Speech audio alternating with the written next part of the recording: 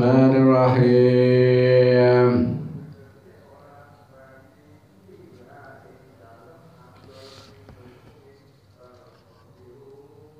Wa an Nuwas ibni Samhan radhiyallahu anhu qala, cerita sapa sahabat Nuwas bin Sam'ah, sa'altu takon sapa ingsun, sa'altu saya bertanya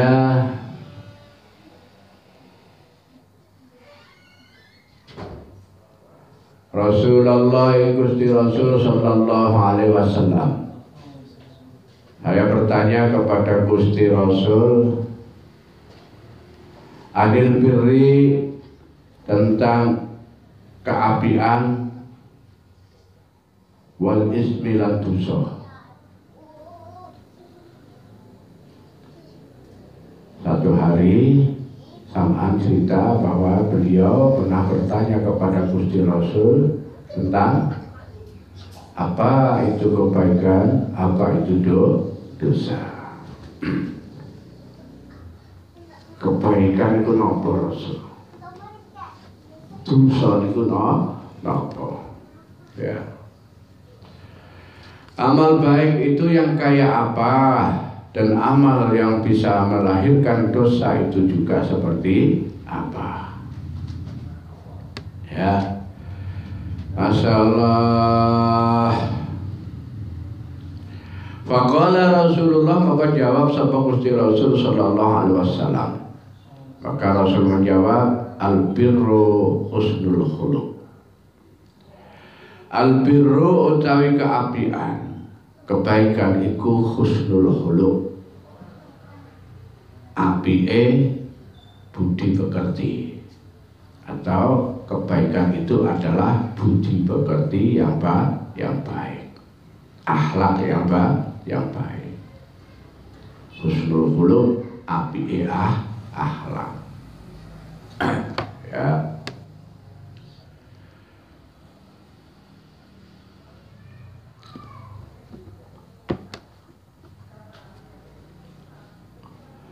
Allah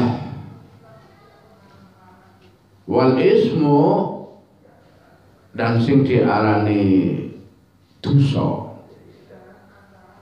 perbuatan yang melahirkan dosa atau perbuatan yang menyebabkan orang berdosa, atau disebut dosa itu sendiri lan utawi dosa iku mahaka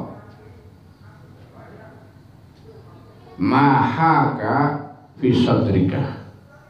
Ma yaiku perkara barang haka kang gawe apa iku keraguan. Haka itu keraguan atau kerentak sing ana fisadrika ing dalam hatimu. Ada satu gerakan di dalam hatimu, niatan, keinginan, ya, yang membuat dirimu ragu, yang meragukan bagi dirimu sendiri, ya, atau sesuatu yang tergerak di dalam hatimu yang ada yang ya wakarihta, dan geting sapa sira, yang membuat kamu gelisah ayat riat, ingin to nyawang atau ngerti sapa wong, yang ya to ngerti alaihi ing atase gerakan hatimu, apa yang ada di dalam hatimu, sapa annasu manusia atau manusia. Jadi dosa itu adalah sesuatu yang timbul dalam diri hatimu, yang mana kamu sendiri merasa gelisah atau galau, was-was kalau ada orang lain yang tahu apa yang ada di dalam hatimu.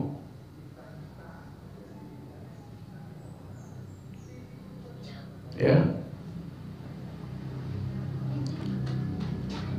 Masya Allah. Jadi gambarannya ngono. Kalau apa itu kebaikan itu husnul khuluq, segala amalan yang baik yang lahir dari pekerti atau perbuatan kita. Akhlak itu adalah perbuatan yang kita lakukan melalui tindakan gerakan fisik kita dan juga ucapan-ucapan lisan kita, bahkan gerak-gerik indera kita. Ya. Ini kaitannya dengan akhlak. Orang yang berkata baik, berkata sopan, berkata jujur, santun, itu orang yang berakhlak baik. Orang yang bersikap sering merunduk matanya, tidak jelalatan, ya, gak jelalatan. Motone dingklo, nek nyawang wong dingklo, ya. Kalau berhadapan, kalau dibicara, dia bicara dengan orang yang sesamanya, dia tatap mata, dia memandang. Tapi kalau berpandangan, dia berbicara dengan orang yang lebih sepuh atau yang dituakan, dia merundukkan mata. Atau ketika dia berhadapan dengan lawan jenis yang bukan mahramnya, maka dia pun menundukkan mata. Ya. Ini termasuk husnul khuluq. Orang yang menepati janji juga husnul khuluq. Ya. Orang yang kemudian menampilkan dirinya dalam berpakaian yang pantas juga husnul khuluq. Dan apapun fashionable yang ditampilkan, visioner, apa itu vision, ya, yang bisa dilihat oleh mata, didengar oleh telinga, dirasakan oleh perasaan seseorang terhadap apa yang kita lakukan itu baik, maka itu husnul khuluq. Ya, mana ya? Allah husnul khuluq. Tapi secara komposisi berarti harus secara keseluruhan. Wong nek kepengin disebut akhlake apik atau berakhlak baik itu secara menyeluruh. Ucapannya ya kudu apik, tingkah lakunya ya apik, sikap tawadhu, tindak tanduknya juga harus baik. Ya. Akeh wong santun, nek ketemu wong gangge, sunduk, tapi bujukan. Kan ada gitu, ngapusian. Ya. Itu tidak dikatakan baik. Ada cacat di dalam mental dan dalam akhlaknya. Ya. Anak uang itu, masya Allah, tepat waktu, disiplin, ya, tepat waktu, disiplin, proporsional, dia bersikap baik, tawadhu. Tapi nek ketemu wong misu, lisane gelem misu. Ya, itu pun dikatakan tidak baik. Atau nek ngomong kasar, gelap, mencacat atau mencela orang, ya, mencela orang. Ya, pendek kata, husnul khuluq itu adalah perilaku zahir kita yang ditunjang oleh perilaku batin kita. Jadi laku lahir batin yang baik. Definisi baik ini sebenarnya tidak relatif. Tapi banyak orang mengatakan baik itu relatif, tergantung dari siapa dan kepada siapa. Ya. Baik, kayak misalnya situasi. Memang di dalam dunia ini semuanya paradok, ya. Paradok. Ada kebaikan juga ada keburukan. Misalnya hujan itu dikatakan, oh ini cuaca yang baik. Bagi siapa? Bagi orang yang jual bakso. Suasana mendung, redup, hujan, wah suasananya baik sekali, menunjang dagangan saya. Orang kedinginan, anget-anget makan bakso. Tapi ini dianggap tidak baik bagi siapa? Bagi orang dodol es campur. Bagi penjual es campur, suasana rendeng, suasana hujan tidak bagus. Kenapa? Adem-adem kalau ngombe es. Ya. Sisinya memang segala sesuatu itu paradok. Tapi dalam kebaikan di sini artinya ada patokan. Ada patokan. Apa kebaikan yang baik, yang betul-betul baik, yaitu kebaikan yang berpatok, ya parameternya yaitu agama. Parameternya agama. Maka saling kita ketahui bahwa setiap agama itu pasti mengajarkan kebaikan. Mengajarkan kebaikan. Tapi kalau ditata di antara agama-agama, ya kalau dijajarkan semua, ternyata kebaikan menurut agama tertentu belum tentu baik menurut agama yang lain. Tapi ada garis benang merah bahwa setiap agama mengajarkan kebaikan. Karena setiap agama.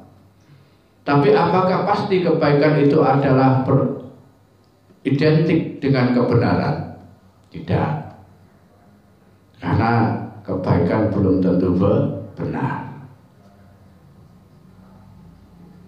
Kebaikan belum tentu benar. Kebenaran pun belum tentu baik. Kebenaran belum tentu baik. Selama yang menjadi tolak ukur kebenaran dan kebaikan itu adalah ukuran-ukuran kebiasaan atau tradisi atau masyarakat tertentu. Boleh ya. Ini kebaikan dan keburukan bahkan kebenaran sekalipun ini sangat selama berlaku di dalam kehidupan dunia ini berlaku ruang dan waktu. Ruang dan waktu. Masya Allah, kalau berpatokan dengan agama kita, seorang muslim patokannya agama Islam. Nah, baik menurut agama, yang benar menurut agama. Ini jadi patokan kita. Itu harus bisa kita tempatkan di atas kebaikan atau kebenaran yang ada dalam diri kita atau kelompok kita. Harus mengalahkan itu. Ya.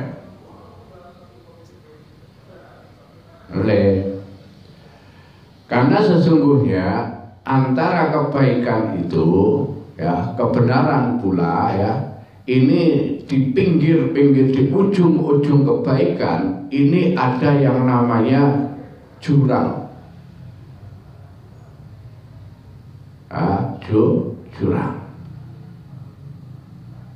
Jurang. Apa itu jurang? Apa jurang di sini sebut yang ada dosa. Jurangnya di dosa. Maka ketika kita berbicara antara kebaikan dan dosa itu tipis.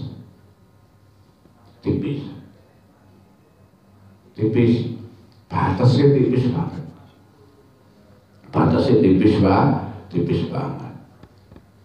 So, misalnya kebaikan, kamu sedekah itu api. Sedekah itu api. Dengan sedekah, tapi kamu bumbui dengan satu niat, ya. Mahaka fi sadrika, ada sesuatu kerentak di dalam hatimu yang tidak ingin diketahui oleh orang lain. Apa misalnya niatmu, kamu ingin memanfaatkan kebaikan sedekahmu itu untuk meraih sesuatu, ini jadi dosa misalnya. Aku ingin dipuji wong, aku ingin dilem orang. Ya. Maka saya katakan di sini ruang kebaikan ujungnya ini sangat rentan dengan yang namanya dosa. Karena dosa itu masalah. Ya, Masya Allah. Jadi Rasul gambarnya ngono. Ya. Jadi Rasul menggambarkannya seperti itu. Kalau kita mau bicara akal-akalan, ya, akal-akalan menurut logika kita, Kalau Rasul ditanya, Rasul kebaikan itu apa, dosa itu apa? Kalau Rasul mengatakan kebaikan itu adalah semua perbuatan yang baik, maka dosa itu artinya semua perbuatan yang buruk. Tapi Rasul tidak mengatakan itu. Kalau memang kebaikan itu adalah perbuatan yang baik, ya, atau akhlak yang baik, tapi dosa yaitu segala sesuatu yang ditimbulkan oleh hatimu, yang dimana kamu sendiri ragu apabila ada orang lain tahu kamu menjadi galau. Tahu ya? Apa bedanya ini? Ini beda. Kalau husnul khuluq ini sudah berupa berbentuk barang, akhlak itu sudah berbentuk barang, sudah berbentuk wujud dengan perilaku. Ya. Kalau maha kasodrika berarti segala sesuatu yang masih diproses oleh hatimu, bahan baku sing ana nang jero atimu iki wis kalau gak bener itu dosa. Bener ya?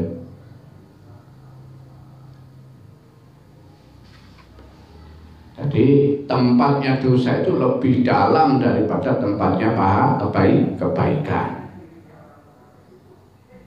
Paham maksudku? Ya, tapi Gusti Rasul ini ngono. Kebaikan itu kalau sesuatu telah dimunculkan, tapi tempat keburukan sesuatu yang masih dalam pendaman niat sing nang jero ati. Ya, yang dimana di dalam hatimu sendiri ada kegalauan apabila ada orang lain tahu. Wong nek kate bujuk, iku duwe niat bujuk. Ndak ada orang bujuk tanpa niat kan. Ya. Wong nek kate maksiat mesti berproses. Ketika orang berproses, ketika ingin mewujudkan niat buruk, niat maksiate, iki gak kepengin di ngerteni wong. Maka ada istilah rahasia, sirrun, ya. Seorang yang berniat jahat pasti tidak ingin niatnya itu, rencananya itu diketahui oleh orang.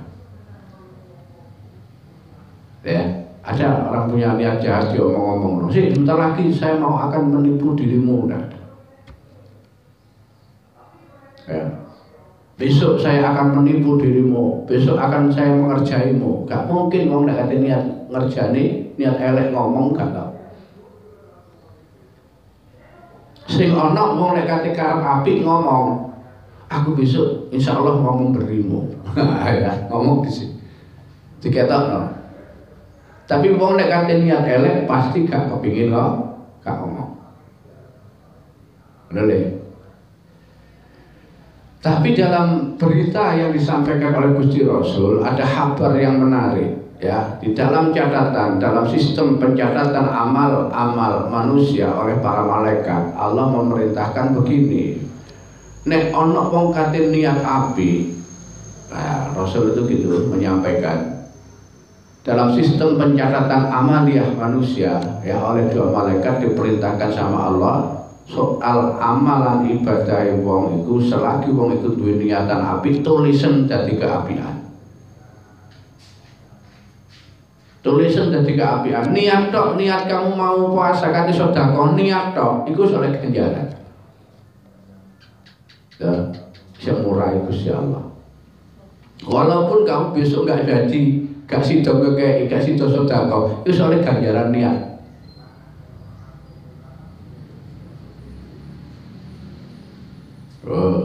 Sebaliknya, kalau ketika ada seseorang berniat mau berbuat jahat, kata Allah cocok ditulis sih, sampai dia ngelakoni. Kalau benar-benar dia menjalankan.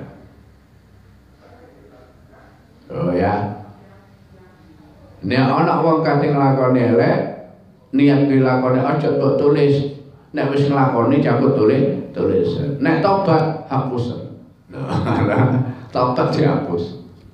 Iki murai Gusti Allah gak kuno. Masalah.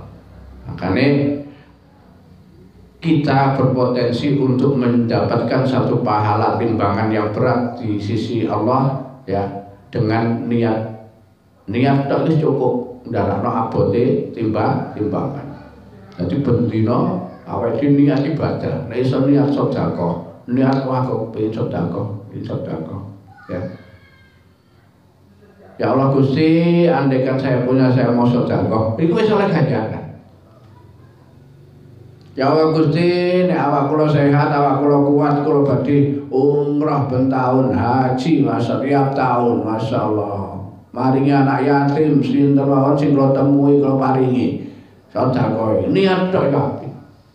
Yo, oleh ganjaran. Allah. Ya, ini keuntungan kita sebagai muslim, ya. Tapi dalam proses proporsionalnya kita ketahui apa yang disampaikan oleh Rasul ketika Rasul ditanya, Rasul, apa itu perbuatan baik, apa itu kebaikan, dan apa itu dosa? Maka dijawab oleh Rasul, kebaikan itu adalah husnul khuluq. Apike budi pekerti. Ya. Apike budi pekerti. Sudah saya sampaikan tadi, segala sesuatu yang baik, artinya yang baik tidak mencederai orang. Tidak mencederai orang, tidak menyakitkan orang, tidak membuat orang kecewa, tidak membuat orang gelisah. Itu apik. Ya. Itu baik. Tapi apakah ada perbuatan yang tidak membuat orang kecewa? Kebaikan, adakah kebaikan yang tidak membuat orang lain kecewa? Akhirnya ini posisinya nggak ada. Nggak ada. Yang ada perbandingan di antara yang kecewa dengan yang tidak kecewa banyak mana? Menurut setiap kebaikan yang dilakukan, jangankan kebaikan kita, kebaikan Rasulullah Sallallahu Alaihi Wasallam. Ya saapi-api Gusti Rasul iku jek ana wong sing gak seneng. Siapa orang yang enggak suka? Ya wong sing sedih, yang enggak susah. Ya, Rasul dakwah kan baik, mengajak kebaikan. Siapa yang enggak senang? Orang yang benci kepada Rasul. Makanya saya ingat apa yang disampaikan sama abi saya. Abi saya itu pernah memberi motivasi kepada saya begini. Kamu nek kadung melaku, ya, melaku. Agak mundur, jangan mundur. Karena kemanapun kamu melangkah, apapun yang kamu lakukan, kamu akan bertemu dengan dua orang. Sinten bi, yaitu wong sing seneng karo wong sing gak seneng. Yaitu orang yang suka dengan dirimu dan orang yang tidak suka dengan amalmu, perbuatanmu. Ya, kemanapun kamu berada, apapun yang kamu lakukan, pasti kamu akan temu dua orang ini. Siapa itu? Orang yang suka dan orang yang tidak suka. Ya. Perbandingannya, jangankan dirimu, jangankan kita, Rasulullah.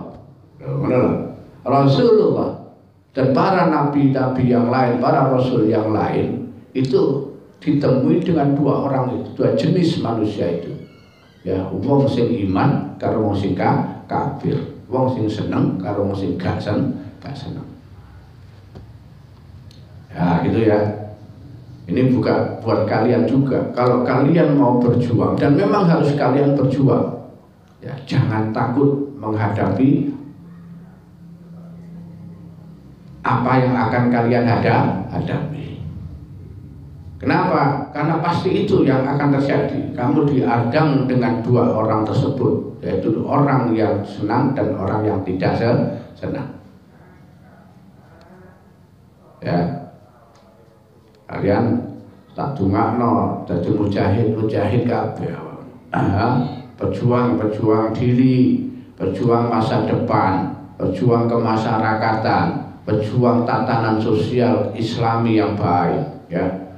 Ini yang harus kalian perjuangkan nanti dalam masyarakatmu, dalam keluargamu, dalam kehidupan masamu nanti, ya. Tonton keluargamu, jelasku angkusakum wa ahlikum naro, toton masyarakatmu, ya, toton bangsamu, toton daerahmu. Jangan takut, jangan ragu, jangan takut, ya, jangan takut untuk menghadapi halangan, untuk menemui rintangan, karena kamu menghadapi atau tidak, kamu pasti ditemui oleh rintangan itu. Ya. Jadi kembali, tidak ada perbuatan yang menyenangkan semua orang.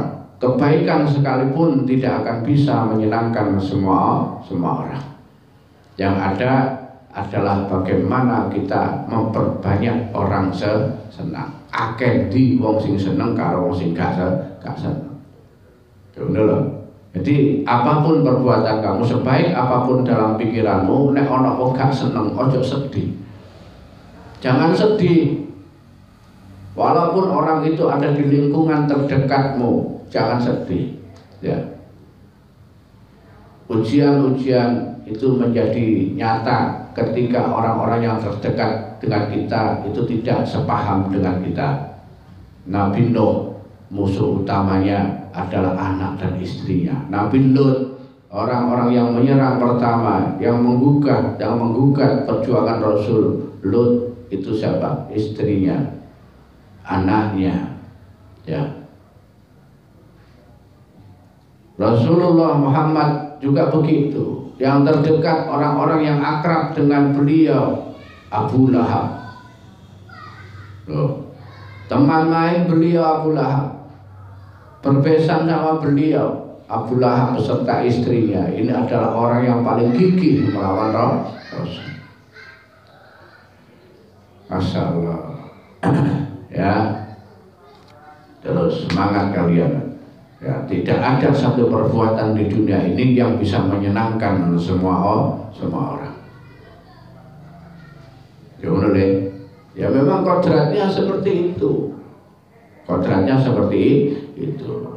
Nah, sementara keterkaitannya dengan bagaimana husnul khuluq. Husnul khuluq itu adalah sikap kita terhadap segala sesuatu yang kita hadapi, terhadap orang yang baik dengan kita dan juga terhadap orang yang tidak baik kepada kita. Nah, ini yang penting. Yang penting ini bukan siapa yang kita hadapi, tapi bagaimana kita bersikap kepada orang yang kita hadapi. Inilah yang dicontohkan Rasulullah. Ya, Rasul tanpa celah sama sekali terhadap orang-orang yang beriman. Rasul pada para sahabatnya, Rasul baik, memberikan dukungan, memberikan tuntunan, ya, memberikan tuntunan. Dan juga kepada orang-orang yang membenci Rasul, bahkan musuhnya sekalipun, Rasul pun baik. Ya. Bahkan juga mendoakan. Rasul ndongakno. Kepada yang memusuhi pun Rasul mendoakan. Ya. Kisah-kisah seperti itu sudah sering kita dengar. Tapi minimal hal itulah yang perlu kita contoh. Yang penting bagaimana kita bersikap apabila kita bermasyarakat, bertemu dengan siapapun. Yang penting sikap yang keluar dari kita adalah hal yang baik, yang artinya tidak menyakiti, tidak mencederai, dan tidak membuat orang tersinggung. Contoh, ya. Allah, Masya Allah. Amin. Himpitannya seperti tadi, bagaimana kita menepis di dalam diri kita, ya, di dalam hati kita ada, jangan sampai ada hal-hal yang membuat kita ini ragu atau rahasia. Ya. Kalau orang di dalam dirinya ada rahasia yang tidak diketahui sama orang, atau kalau ada orang punya niatan buruk di dalam dirinya, ini sama halnya dia menyimpan api di dalam lemarinya. Gak iso turu. Wong nek dunia elek iki gak iso turu. Lho, ya li. Kalau di dalam diri seseorang ada niatan kurang baik, itu bingung, ya. Sering apa itu ciri-ciri tubuh, ciri-ciri fisiknya ini kemudian cepat mati. Sel-sel saraf kulitnya itu cepat mati, cepat tuwek. Ya. Wong nek pikirane elek, wong atine elek, iki cepat mati. Cepat mati. Ya. Mati fisiknya, mati sarafnya, mati hatinya, mati. Sampai hilang nyawa di mana. Jadi penyakit hati ya, ini adalah sesuatu yang ingin melahirkan sesuatu keburukan. Ini garakno hati apa itu fisik ya, psikologis, jasad ini mati. Oleh wong nek atine elek, wong nek pikirane elek, garakno cepet mati. Apa mati? Ya mati saraf sel kulitnya. Orang itu tampak cepat kelihatan tuwek, cepat tuwek. Akan mikir sing maksiat. Wong nek akan iri hasud karo wong iku, awake kuru dhewe. Ya makan jantung, makan hati. Ya gak iso lemu. Ya kesedot getene. Wong nek hasud di dalam dirinya ada hasud ya. Hasud kalau nikmati wong ini gak iso lemu. Ya, gak iso lemu. Kenapa? Hasud ini ibaratnya seperti memakan kayu, seperti kayu membakar seperti api memakan kayu. Ya. Makan darahmu, makan dagingmu. Ya wong nek akan hasud ya awake gak iso lemu uru ya. Masyaallah. Ya. Cepat mati. Ya ngono. Wong nek duwe niatan elek, sembarang kali elek artinya memanfaatkan rezekinya Allah untuk hal-hal yang bermaksiat. Ini ya cepat mati. Mati ini mati akal, mati hati. Aku nek oleh bayaran, oleh gaji tak mabuk. Saya pengen mabuk sak kampung kayak tajak mabuk kabeh. Niki ya.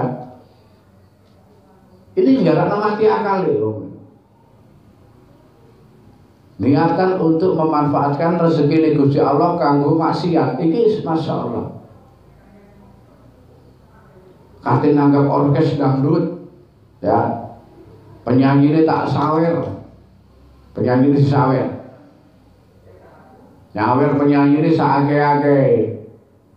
Karena merasa ada rezeki, tapi anake dhewe gawe sangu sekolah, anake dhewe gawe tuku sepatu, bojone kate blonjo gak dikai. Allah masyaallah. Ya. Itulah gambarannya mulu masyaallah. Ya. Nah, refleksi kita sebagai muslim, sebagai umat Rasul ini gambarannya gampang. Contoh apa yang biasa dilakukan Rasul, berbuat baiklah kepada siapapun ya, dengan kebaikan-kebaikan yang kamu punya. Oh, mana ya? Masya Allah, jangan sampai duwe niatan hati sing kurang apik. Masya Allah. Ya wis. Wa Ibnu Mas'ud lan saking sahabat Ibnu Mas'ud radhiyallahu anhu qala. Sahabat Ibnu Mas'ud.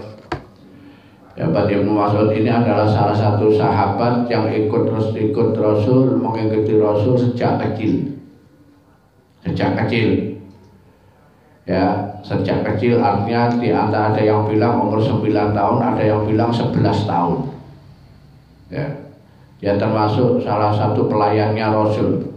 Ibnu Mas'ud, sahabat Ibnu Mas'ud yang diajari oleh Rasul membaca Quran langsung ya Ibnu Mas'ud itu. Ibnu Mas'ud ini bahkan ditengarai sebagai salah satu sahabat yang bisa atau yang cenderung meniru perilaku Rasul.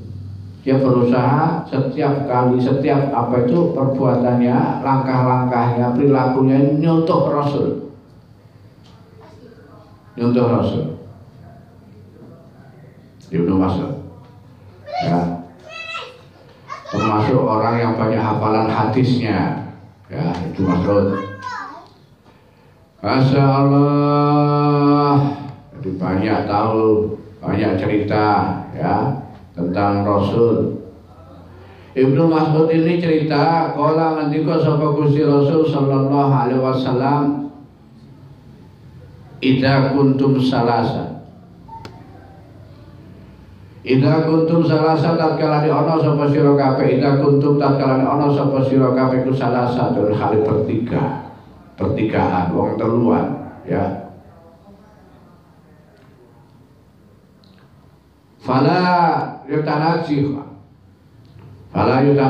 maka aja berbisik-bisik, aja bisik-bisik. Sapa isnani wong loro dunal akhir tanpa atau saliyane orang yang lain atau orang yang ketiga. Hatta tahta itu sehingga campur sapa sira kabeh, berbaur sapa kalian hingga kalian berbaur dengan bin nasi dengan manusia.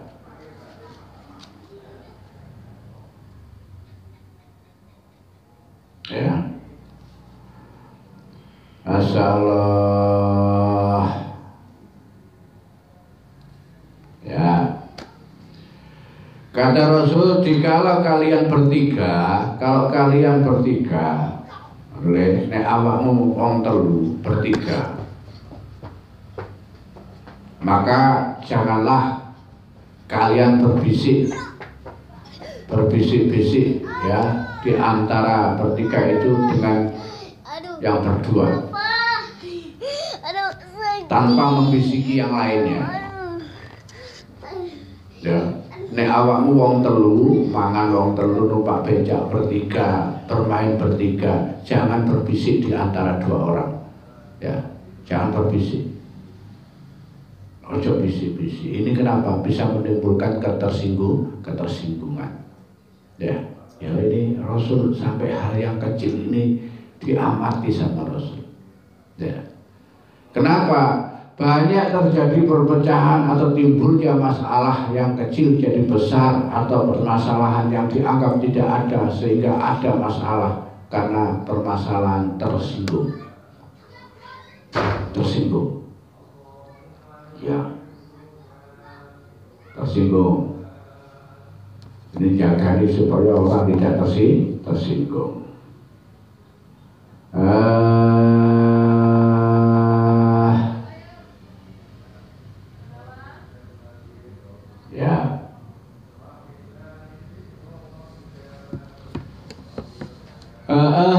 Masya Allah.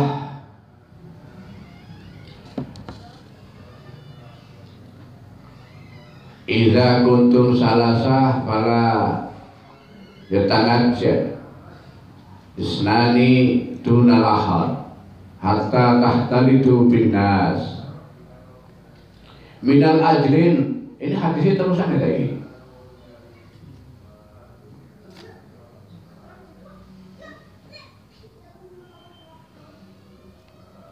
Minal ajrin adzalika yuhzi'uhu ya.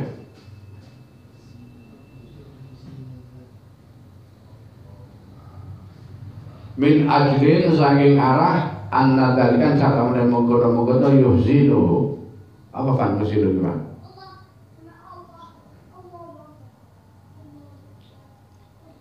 Ya. Mutafaqun ya. Jadi begitulah kiranya kalau kalian berteman berkelompok bertiga, maka saya suka ada satu istilah persahabatan yang paling rumit itu kalau jumlahnya ganjil, terutamanya bertiga. Ya, uang bertiga itu bisa bersahabat sampai lama, itu istimewa. Saya katakan rumit bukan berarti tidak bisa, ya. Tapi memang lebih sulit dibanding yang jumlahnya genap. Yang jumlahnya genap. Karena hal itulah kemudian Rasul menyampaikan demikian. Nek awakmu wong telu, aja bisik-bisik wong loro. Ya, yang liyane gak kok bisik. Maka silahkan kamu berbisik ketika sudah berkumpul dengan banyak orang. Ya, Masya Allah. Maka dengan demikian kamu akan bisa menjaga persahabatan ya, perkumpulan itu. Dengan demikian kamu bisa menjaga atau berlanggeng di dalam melakukan persahabatan ya. Terus wa Ibnu Umar muttafaqun walafdul muslim ya. Wa Ibnu Umar Ibnu Umar radhiyallahu anhu qala Rasulullah sallallahu alaihi wasallam. Ini Ibnu Umar Abdullah bin Umar ya. Abdullah bin Umar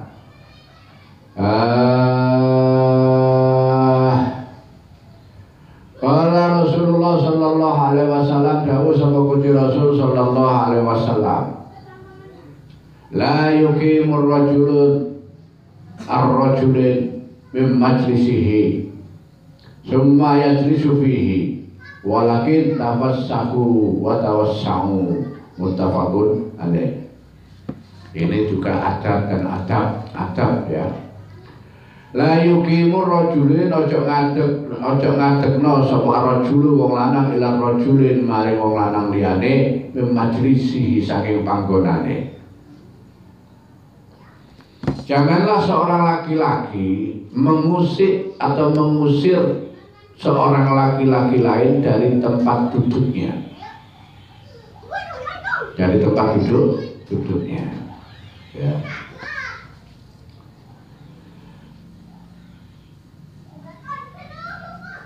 Ya.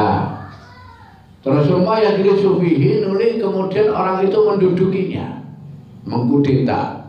Mas, ojo nunggu kuno, pindah ke kuno akan bahaya. Ya. Akhirnya wong itu ngalih. Begitu wong itu ngalih terus mbok lunggui. Nah, itu gak oleh. Ya. Ini yang terjadi dalam tradisi pola kepemimpinan di negara kita atau negara-negara yang ada sekarang seperti itu. Ya. Orang bisa mengkudeta kedudukan orang lain dengan cara mengolok atau mengejek atau mendiskreditkan. Kamu gak pantas jadi lurah. Ojo awakmu. Wong liya, sapa wong liya awakku. Ya. Di dalam Islam itu tidak boleh, jangan sampai kamu mengusir orang lain dari tempat duduknya, kemudian kamu duduki tempatnya. Ya, ini etika dan adab. Jangan sampai kamu, ini kalau bisa, ya, jangan sampai kamu mau berkhutbah, ceramah, di mana di tempat khutbah itu, di tempat ceramah yang kau tempati itu ada tokoh kiai yang sudah biasa khutbah di tempatnya. Ya, kecuali kamu minta izin dan atas izinnya. Ya, ini adab ini. Ya, besok kita terangkan ya. Masya Allah, walhamdulillahirabbil alamin, wal'alam bisawab. Allahumma anfa'na bima 'allamtana wa 'allimna ma yanfa'una warzuqna ilman yanfa'una. Wal'alam. Al-Fatihah.